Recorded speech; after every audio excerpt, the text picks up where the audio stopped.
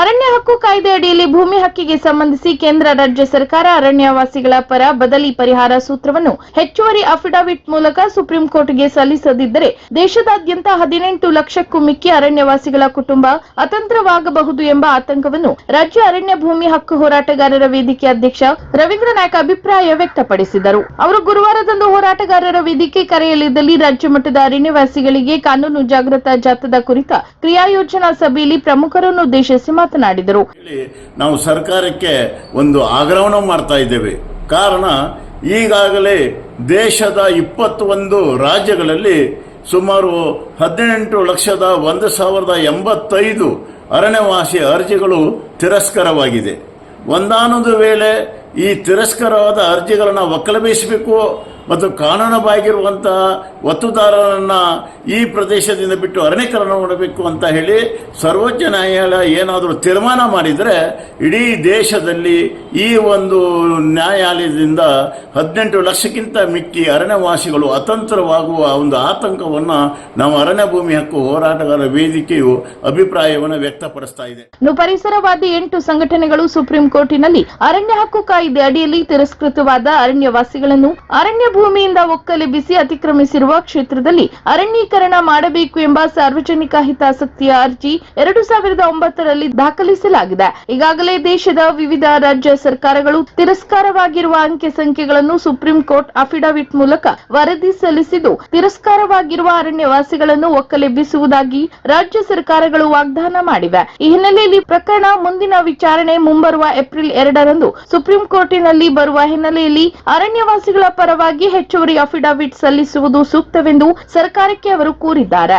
ಅರಣ್ಯವಾಸಿಗಳ ಅರ್ಜಿಗಳನ್ನು ಕಾನೂನಿಗೆ ವ್ಯತಿರಿಕ್ತವಾಗಿ ಕಾನೂನು ವಿಧಿವಿಧಾನ ಅನುಸರಿಸದೆ ಮತ್ತು ಮಂಜೂರಿ ಪ್ರಕ್ರಿಯೆಯಲ್ಲಿ ಇಚ್ಛಾಶಕ್ತಿ ಕೊರತೆಯಿಂದ ಹೆಚ್ಚಿನ ಪ್ರಮಾಣದಲ್ಲಿ ಅಂದರೆ 35.5% ದೇಶದ ಅರ್ಜಿಗಳು ತಿರಸ್ಕಾರವಾಗಲು ಕಾರಣವಾಗಿದೆ ಎಂದು ತಿಳಿಸಿದರು. ಇನ್ನು ಸುಪ್ರೀಂ ಕೋರ್ಟ್ಗೆ ದೇಶದ ವಿವಿಧ 21 ರಾಜ್ಯಗಳು ಸಲ್ಲಿಸಿದ ಅಫಿಡವಿಟ್ನಲ್ಲಿ ಛತ್ತೀಸ್ಗಢದಲ್ಲಿ 3,99,042, ಮಧ್ಯಪ್ರದೇಶದಲ್ಲಿ 3,22,699, ಒಡಿಶಾದಲ್ಲಿ 1,44,401, ವೆಸ್ಟ್ ಬೆಂಗಾಲ್ನಲ್ಲಿ 96,587, ತೆಲಂಗಾಣದಲ್ಲಿ 94,426, ಉತ್ತರಾಖಂಡ್ನಲ್ಲಿ 74,761 ಸೇರಿದಂತೆ ದೇಶದಲ್ಲಿ ವಿವಿಧ ರಾಜ್ಯಗಳನ್ನು ಒಳಗೊಂಡ 18,01,805 ಅರಣ್ಯವಾಸಿಗಳ ಅರ್ಜಿಗಳು ತಿರಸ್ಕಾರವಾಗಿದೆ ಎಂದು ಕೇಂದ್ರ ಬುಡಕಟ್ಟು ಮಂತ್ರಾಲಯ ವರದಿಯಲ್ಲಿ ಪ್ರಕಟಿಸಿದೆ ಎಂಬುದಾಗಿ ಅಧ್ಯಕ್ಷ ರವೀಂದ್ರ ನಾಯ್ಕ ಅವರು ತಿಳಿಸಿದರು.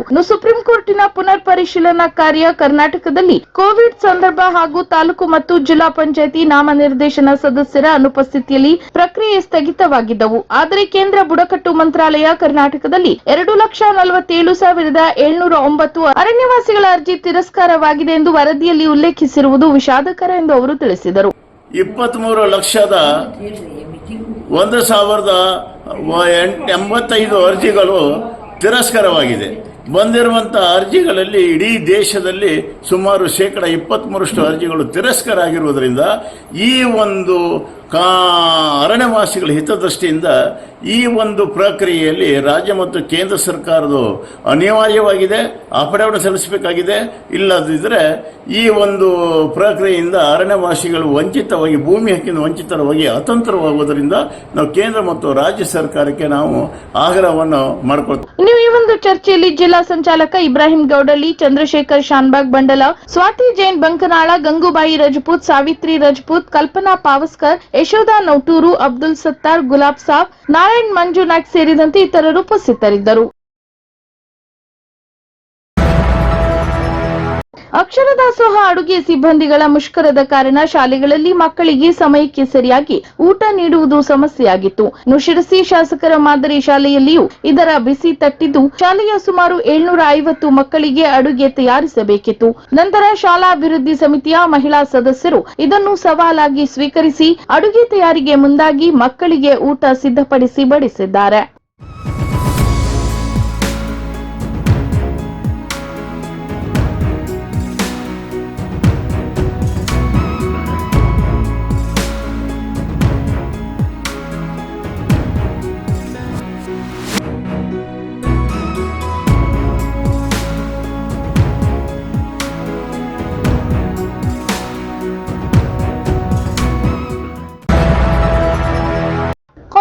ತಾಲೂಕಿನ ಮಾವಿನಕುರುವ ಗ್ರಾಮ ಪಂಚಾಯತ್ ವ್ಯಾಪ್ತಿಯಲ್ಲಿ 6 ತಿಂಗಳ ಮಗು ಹೃದಯ ಕಾಯಿಲೆ ಸಮಸ್ಯೆಗೆ ಒಳಗಾಗಿದ್ದಳು. ಆ ಕುಟುಂಬಕ್ಕೆ ಸಚಿವ ಮಂಕಾಳು ವೈದ್ಯ ಅವರ ಪುತ್ರಿ ಬೀನಾ ವೈದ್ಯ ಅವರು ಮನೆಗೆ ಭೇಟಿ ನೀಡಿ 50,000 ರೂಪಾಯಿ ಸಹಾಯಧನ ನೀಡುವ ಮೂಲಕ ಪುಟ್ಟ ಮಗುವಿನ ಕುಟುಂಬಕ್ಕೆ ನೆರವಾಗಿ ನಿಂತಿದ್ದಾರೆ. ಹೃದಯ ಸಂಬಂಧಿಸಿದ ಕಾಯಿಲೆಗೆ ಒಳಗಾಗಿದ್ದ 6 ತಿಂಗಳ ಮಗುವಿನ ಚಿಕಿತ್ಸೆಗೆ ನೆರವು ನೀಡುವಂತೆ ಆ ಭಾಗದ ಯುವಕರು ಸಚಿವ ಮಂಕಾಳು ವೈದ್ಯ ಅವರ ಗಮನಕ್ಕೆ ತಂದಿದ್ದರು. ಸಚಿವರು ಸಹಾಯ ಮಾಡುವುದಾಗಿ ಯುವಕರಿಗೆ ಭರವಸೆ ಸಹ ನೀಡಿದ್ದರು. ಕೊಟ್ಟ ಮಾತಿನಂತೆ ಸಚಿವರ ಪುತ್ರಿ ಬೀನಾ ವೈದ್ಯ ಅವರು ಮಗುವಿನ ಕುಟುಂಬದವರಿಗೆ 50,000 ರೂಪಾಯಿ ಸಹಾಯ ಮಾಡಿದ್ದಾರೆ. ಅಷ್ಟೇ ಅಲ್ಲದೆ ಆಸ್ಪತ್ರೆಯಲ್ಲಿನ ಬಿಲ್ ನೀಡುವಂತೆ ಕೇಳಿದ್ದು, ಮುಂದಿನ ದಿನದಲ್ಲಿಯೂ ನಿಮ್ಮ ಜೊತೆ ನಾವಿದ್ದೇವೆ, ಧೈರ್ಯವಾಗಿ ಇರಿ ಎಂದು ಮಗುವಿನ ಕುಟುಂಬಕ್ಕೆ ಧೈರ್ಯ ತುಂಬಿದ್ದಾರೆ. ಶ್ರೀ ಮಾರಿಕಾಂಬಾ ದೇವಸ್ಥಾನ ಶಿರಸಿ ಸಪ್ತಪದಿ ಸರಳ ಸಾಮೂಹಿಕ ವಿವಾಹ ಕಾರ್ಯಕ್ರಮ. ಶ್ರೀ ಕ್ಷೇತ್ರ ಶಿರಸಿ ಶ್ರೀ ಮಾರಿಕಾಂಬಾ ದೇವಾಲಯದಲ್ಲಿ ಸಪ್ತಪದಿ ಸಾಮೂಹಿಕ ವಿವಾಹವನ್ನು ಇದೇ ಬರುವ ದಿನಾಂಕ ಮೇ 16ರ ಶುಕ್ರವಾರ ಬೆಳಿಗ್ಗೆ 10:30 ನಂತರ ಕರ್ಕಲಗ್ನದ ಶುಭ ಮುಹೂರ್ತದಲ್ಲಿ ಶ್ರೀ ದೇವಸ್ಥಾನದ ಸಭಾಮಂಟಪದಲ್ಲಿ ಮಾಡಬೇಕೆಂದು ನಿಶ್ಚಯಿಸಲಾಗಿದೆ. ಈ ಸಂದರ್ಭದಲ್ಲಿ ವಿವಾಹವಾಗಲು ಇಚ್ಛಿಸುವವರು ಮೇ 11ರ ಒಳಗೆ ವಧುವರರ ಹೆಸರನ್ನು ನೋಂದಾಯಿಸಬೇಕು ಮತ್ತು ವಧುವಿಗೆ 11 ವರ್ಷ, ವರನಿಗೆ 21 ವರ್ಷ ಪೂರ್ಣಗೊಂಡಿರಬೇಕು. ಪಾಲಕರ ಒಪ್ಪಿಗೆ ಪತ್ರ, ಜನ್ಮ ದಾಖಲೆ ಪ್ರಮಾಣ ಪತ್ರ, ಶಾಲಾ ದಾಖಲಾತಿ ಪ್ರಮಾಣ ಪತ್ರ, ವಧುವರರ ಪಾಸ್ಪೋರ್ಟ್ ಅಳತೆಯ 2 ಫೋಟೋ, ಚುನಾವಣಾ ಗುರುತಿನ ಚೀಟಿ, ಆಧಾರ್ ಕಾರ್ಡ್, ವಾಸ್ತವ್ಯ ಪ್ರಮಾಣ ಪತ್ರ ಇವುಗಳ ದೃಢೀಕೃತ ಪ್ರತಿ, ಕೋರ್ಟ್ ಅಫಿಡವಿಟ್ ಹಾಗೂ ವಧುವಿನ ಕಡೆಯಿಂದ 2 ಮತ್ತು ವರನ ಕಡೆಯಿಂದ 2 ಸಾಕ್ಷಿದಾರರ ಸಹಿ ಇರತಕ್ಕದ್ದು. ಅಲ್ಲದೆ ದೇವಸ್ಥಾನದ ಕಡೆಯಿಂದ ವರನಿಗೆ ಧೋತಿ ಶಾಲು, ವಧುವಿಗೆ ಸೀರೆ ರವಿಕೆ, ಕಣ ಮತ್ತು ಮಂಗಲ ಸೂತ್ರವನ್ನು ನೀಡಲಾಗುವುದು. 2 ಕಡೆಯಿಂದ ಒಟ್ಟು 10 ಜನ ಮೀರಕೂಡದು. ಸರ್ಕಾರಿ ಉಪನೋಂದಣಾಧಿಕಾರಿಗಳಿಂದ ಸದರಿ ವಿವಾಹವನ್ನು ರಿಜಿಸ್ಟರ್ ಮಾಡಿಕೊಡಲಾಗುವುದು. ಹೆಚ್ಚಿನ ಮಾಹಿತಿಯನ್ನು ಶ್ರೀ ದೇವಸ್ಥಾನದ ಕಚೇರಿಯಲ್ಲಿ ಪಡೆಯಬಹುದು. ವಿವಾಹಕ್ಕೆ ನೋಂದಣಿ ಮಾಡಿಕೊಳ್ಳುವ ಅಥವಾ ತಿರಸ್ಕರಿಸುವ ಹಕ್ಕು ಶ್ರೀ ದೇವಸ್ಥಾನದ ವಿಶ್ವಸ್ತ ಮಂಡಳಿಗೆ ಇರುತ್ತದೆ. ವಿಶೇಷ ಸೂಚನೆ: ಯಾವುದೇ ಸಂದರ್ಭದಲ್ಲಿಯೂ 2ನೇ ವಿವಾಹಕ್ಕೆ ಅವಕಾಶ ಇರುವುದಿಲ್ಲ. ಹೆಚ್ಚಿನ ಮಾಹಿತಿಗಾಗಿ ಸಂಪರ್ಕಿಸಿ. ದೂರವಾಣಿ ಸಂಖ್ಯೆ 08384226360200 200244. Mobile number 9241149319 9480898086. ಮಾಹಿತಿ ಪಡೆಯುವ ಸಮಯ ಬೆಳಿಗ್ಗೆ 10:30 ರಿಂದ ಮಧ್ಯಾಹ್ನ 2 ಗಂಟೆ ಹಾಗೂ ಸಂಜೆ 5:30 ರಿಂದ ರಾತ್ರಿ 9ರವರೆಗೆ.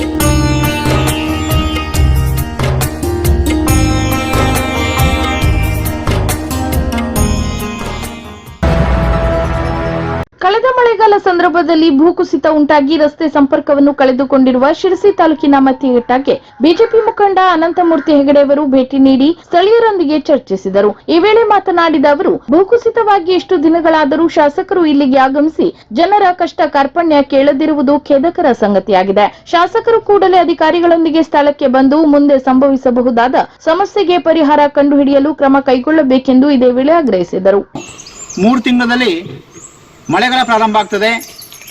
ಈ ವಾತಾವರಣ ನೋಡಿದ್ರೆ ಮತ್ತೆ ಗುಡ್ಡ ಕುಸಿತ ಉಂಟಾಗ್ತದೆ. ಇಲ್ಲಿ ಗುಡ್ಡ ಕುಸಿತ ಆಯಿತು ಅಂತಂದರೆ ಖಂಡಿತವಾಗಿ ಸಂಪರ್ಕ ತಪ್ಪು ಹೋಗ್ತದೆ. ಪಂಚಾಯತ್ ವತಿಯಿಂದ ಅನುದಾನ ಸಾಕಾಗದೆ ಮೇಲೆ ಎಲ್ಲ ತಾಲೂಕು ಮತ್ತು ಜಿಲ್ಲೆಗಳಿಗೆ ಮತ್ತು ಶಾಸಕರಿಗೆಲ್ಲ ಅರ್ಜಿ ಸಲ್ಲಿಸಿದಾಗಲೂ ಕೂಡ ಏನು ಇದಕ್ಕೆ ಉತ್ತರ. ನಮಗೆ ತಿರುಗಾಡಲಿಕ್ಕೆ ದಾರಿ ಇಲ್ಲ, ರೋಡ್ ಇಲ್ಲ.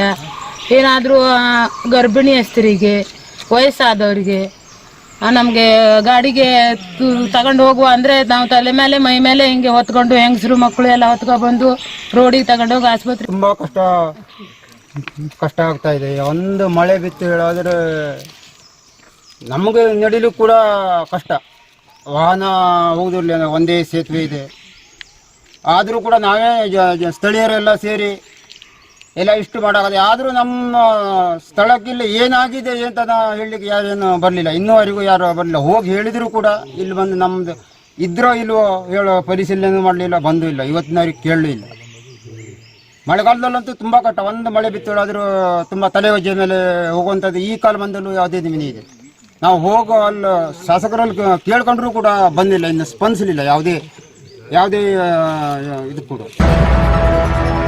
ಕೊಂಕಣ ರೈಲ್ವೆ ಬಳಕೆದಾರರ ಸಭೆಯನ್ನು ಸಂಸದ ಎಂಕೆ ಪ್ರೇಮಚಂದ್ರನ್ ಅವರ ಅಧ್ಯಕ್ಷತೆಯಲ್ಲಿ ಕೆಆರ್ಯುಸಿಸಿ ಸದಸ್ಯರೊಂದಿಗೆ ಮತ್ತು ಕೊಂಕಣ ರೈಲ್ವೆಯ ಸಿಎಂಡಿ ಸಂತೋಷ್ ಜಾ ಅವರೊಂದಿಗೆ ಗೋವಾದಲ್ಲಿ ನಡೆಸಲಾಯಿತು. ಇನ್ನು ಸಭೆಯಲ್ಲಿ ಉತ್ತರ ಕನ್ನಡ, ಉಡುಪಿ, ಮಂಗಳೂರು ಜಿಲ್ಲೆಗೆ ಸಂಬಂಧಿಸಿದಂತೆ ಅನೇಕ ಬೇಡಿಕೆಗಳ ಕುರಿತು ಚರ್ಚಿಸಿ ನಿರ್ಣಯ ಕೈಗೊಳ್ಳಲಾಯಿತು. ಇನ್ನು ಬೆಂಗಳೂರು ಮುರುಡೇಶ್ವರ ರೈಲನ್ನು ವಾಸ್ಕೋದವರೆಗೆ ವಿಸ್ತರಣೆ, ಕೊಂಕಣ ರೈಲ್ವೆಯಿಂದಾಗಿ ಭೂಸ್ವಾಧೀನದಿಂದ ನಿರಾಶ್ರಿತರಾದವರಿಗೆ ಬಾಕಿ ಉಳಿದ ಹಣ ಮತ್ತು ಉದ್ಯೋಗವನ್ನು ನಿರಾಶ್ರಿತ ಕುಟುಂಬದವರಿಗೆ ನೀಡುವುದು, ಕಾರವಾರ ಬೆಂಗಳೂರು ಪಂಚಗಂಗಾ ಎಕ್ಸ್ಪ್ರೆಸ್ ರೈಲ್ವೆಗೆ ಹೆಚ್ಚುವರಿಯಾಗಿ 4 ಬೋಗಿಗಳನ್ನು ಕಲ್ಪಿಸಲು ಕ್ರಮ ಕೈಗೊಳ್ಳುವುದು, ಕಾರವಾರದಿಂದ ಭಟ್ಕಳವರೆಗೆ ರೈಲ್ವೆ ಪ್ಲಾಟ್ಫಾರ್ಮ್ನಲ್ಲಿ ಮಳೆಗಾಲದಲ್ಲಿ ಪ್ರಯಾಣಿಕರಿಗೆ ತೀವ್ರ ತೊಂದರೆಯಾಗುತ್ತಿದ್ದು, ಈ ಕುರಿತು ನಿಲ್ದಾಣದಲ್ಲಿ ಮೇಲ್ಚಾವಣಿ ನಿರ್ಮಿಸುವುದು, ಮುಖ್ಯ ರಸ್ತೆಯಿಂದ ರಸ್ತೆ ನಿಲ್ದಾಣದ ಕೂಡು ರಸ್ತೆಯನ್ನು ದುರಸ್ತಿಗೊಳಿಸುವಂತೆ ತೀರ್ಮಾನಿಸಲಾಯಿತು. ಇನ್ನು ಈ ಕುರಿತು ಮಾತನಾಡಿದ ಸಂಸದ ವಿಶ್ವೇಶ್ವರ ಹೆಗಡೆ ಕಾಗೇರಿ, ಕುಮಟಾ ಮತ್ತು ಗೋಕರ್ಣದ ರೈಲ್ವೆ ನಿಲ್ದಾಣದ ಪ್ಲಾಟ್ಫಾರ್ಮ್ ಅನ್ನು ಮೇಲ್ದರ್ಜೆಗೆ ಏರಿಸಲು ಈಗಾಗಲೇ ಮಂಜೂರಾಗಿದ್ದು, ಶೀಘ್ರದಲ್ಲೇ ಕೆಲಸ ಪ್ರಾರಂಭಿಸಲಾಗುವುದು ಎಂದರು.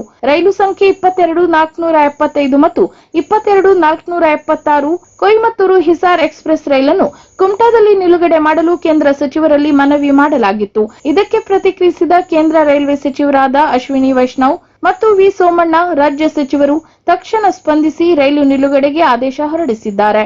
ವಿ ಸೋಮಣ್ಣ ಅವರೊಂದಿಗೆ ಚರ್ಚಿಸಿ ಯಾವ ದಿನಾಂಕದಿಂದ ರೈಲ್ವೆ ನಿಲುಗಡೆಯಾಗುವುದೆಂದು ನಿರ್ಧರಿಸಲಾಗುವುದು ಎಂದರು. ಇನ್ನು ಸಭೆಯಲ್ಲಿ ಉಪಸ್ಥಿತರಿದ್ದ ಶಾಸಕ ಭೀಮಣ್ಣ ನಾಯ್ಕ ಅವರು ರೈಲ್ವೆ ಸೇವೆಗಳಲ್ಲಿನ ಸಮಸ್ಯೆಗಳನ್ನು ಗಂಭೀರವಾಗಿ ಪರಿಗಣಿಸಿ ಅವುಗಳನ್ನು ಪರಿಹರಿಸಲು ಸೂಕ್ತ ಸಲಹೆಗಳನ್ನು ನೀಡಿ ಪ್ರಯಾಣಿಕರ ಹಿತಾಸಕ್ತಿಗಳನ್ನು ಕಾಪಾಡುವ ಬಗ್ಗೆ ಚರ್ಚಿಸಿದರು. ಶಿರಸಿ ತಾಲೂಕಿನ ಇಸಲೂರು ಧರ್ಮಕೆರೆಗೆ 1 ಕೋಟಿ ರೂಪಾಯಿ ಅನುದಾನ ಬಿಡುಗಡೆ ಮಾಡಿದ ಪ್ರಯುಕ್ತ ಭೂಮಿ ಪೂಜೆಯನ್ನು ಶಾಸಕ ಭೀಮಣ್ಣ ನಾಯ್ಕ ಅವರು ಗುರುವಾರ ನೆರವೇರಿಸಿದರು. ಸಣ್ಣ ನೀರಾವರಿ ಮತ್ತು ಅಂತರ್ಜಲ ಅಭಿವೃದ್ಧಿ ಉಪವಿಭಾಗ ಶಿರಸಿಯವರ ಸಂಯುಕ್ತ ಆಶ್ರಯದಲ್ಲಿ ಇಸಲೂರು ಧರ್ಮಕೆರೆ ನಿರ್ವಹಣೆಗೆ 1 ಕೋಟಿ ರೂಪಾಯಿ ಅನುದಾನ ಬಿಡುಗಡೆಯಾಗಿದೆ. ಇದೊಂದು ಐತಿಹಾಸಿಕ ಕೆರೆಯಾಗಿದ್ದು ಸುಮಾರು 14 ಎಕರೆ ವಿಸ್ತೀರ್ಣ ಒಳಗೊಂಡಿದೆ. ಈ ಭಾಗದ ಜನರ ಮತ್ತು ಹಾನಗಲ್ ತಾಲೂಕಿನ ಜನರಿಗೆ ಕುಡಿಯುವ ನೀರು ಒದಗಿಸುವ ಉದ್ದೇಶ ಹೊಂದಿದೆ. ಇನ್ನು ಕಾರ್ಯಕ್ರಮವನ್ನು ಉದ್ದೇಶಿಸಿ ಮಾತನಾಡಿದ ಶಾಸಕ ಭೀಮಣ್ಣ ನಾಯ್ಕ ಅವರು, ಧರ್ಮೇಶ್ವರನ ಆಶೀರ್ವಾದ, ಹಿರಿಯರ ಆಶೀರ್ವಾದ, ಯುವಕರ ಶ್ರಮದ ಫಲದಿಂದ ನಾನು ಶಾಸಕನಾಗಿ ಆಯ್ಕೆಯಾಗಿ ಅದೇ ಧರ್ಮ ದೇವರ ಕೆರೆಗೆ 1 ಕೋಟಿ ರೂಪಾಯಿ ಅನುದಾನ ನೀಡಿ ಈಗ ನಾನೇ ಆ ಕೆರೆಯ ಭೂಮಿ ಪೂಜೆ ಮಾಡುವ ಅವಕಾಶ ದೊರೆತಿರುವುದು ನಿಮ್ಮೆಲ್ಲರ ಸಹಕಾರದಿಂದ ಎಂದು ತಿಳಿಸಿದರು. ಅದೇ ರೀತಿ ಈ ಕೆರೆಯನ್ನು ಪ್ರವಾಸಿ ತಾಣವನ್ನಾಗಿ ಮಾಡುವ ನಿಮ್ಮ ಬಯಕೆಯನ್ನು ನಾನು ಈಡೇರಿಸಲು ಸದಾ ಸಿದ್ಧ. ಅದಕ್ಕಾಗಿ ನಾನು ಕೆರೆಯ ಮಧ್ಯ ಭಾಗದಲ್ಲಿ ಸ್ವಾಮಿ ವಿವೇಕಾನಂದರ ಕಂಚಿನ ಪುತ್ಥಳಿ ನಿರ್ಮಿಸಲು ಶಾಸಕರ ಅನುದಾನದಿಂದ 5 ಲಕ್ಷ ರೂಪಾಯಿ ನೀಡುತ್ತೇನೆ ಮತ್ತು ಕೆರೆಯ ಸುತ್ತಮುತ್ತ ಪಾರ್ಕ್ ನಿರ್ಮಿಸಲು ಕ್ರಮ ಕೈಗೊಳ್ಳಲಾಗುವುದು ಇದೇ ವೇಳೆ ತಿಳಿಸಿದರು. ಈ ವೇಳೆ ನಗರ ಯೋಜನಾ ಪ್ರಾಧಿಕಾರದ ಅಧ್ಯಕ್ಷರಾದ ಜಗದೀಶ್ ಗೌಡ, ಇಸಲೂರು ಗ್ರಾಮ ಪಂಚಾಯತ್ ಅಧ್ಯಕ್ಷೆ ಲಕ್ಷ್ಮೀ ಶೆಟ್ಟರ್, ಉಪಾಧ್ಯಕ್ಷೆ ಉಷಾ ಶೆಟ್ಟಿ, ಗ್ರಾಮ ಪಂಚಾಯತ್ ಸದಸ್ಯರಾದ ಪಿವಿ ಹೆಗಡೆ, ಅಬ್ದುಲ್ ರಫೀಕ್, ಅಬ್ದುಲ್ ಗಫಾರ್, ಲತಾ ರೆಡ್ಡಿ, ಗ್ರಾಮ ಪಂಚಾಯತ್ ಅಭಿವೃದ್ಧಿ ಅಧಿಕಾರಿ ಕಾರ್ಯದರ್ಶಿ ವೆಂಕಟೇಶ್ ಶೆಟ್ಟಿ ಸೇರಿದಂತೆ ಮುಂತಾದವರು ಉಪಸ್ಥಿತರಿದ್ದರು.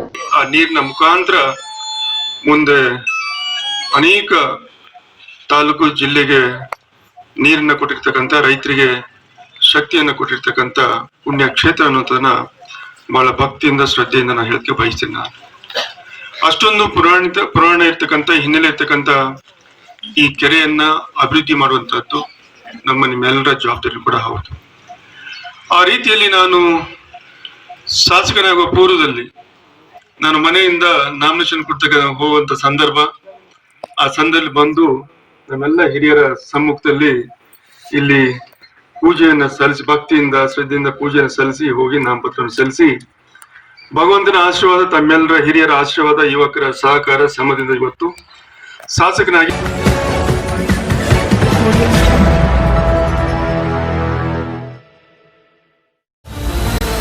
ಕದಂಬ ನ್ಯೂಸ್ ಫಸ್ಟ್, ನಿರ್ಭೀತಿಯಿಂದ ನಿಮ್ಮ ಪರವಾಗಿ.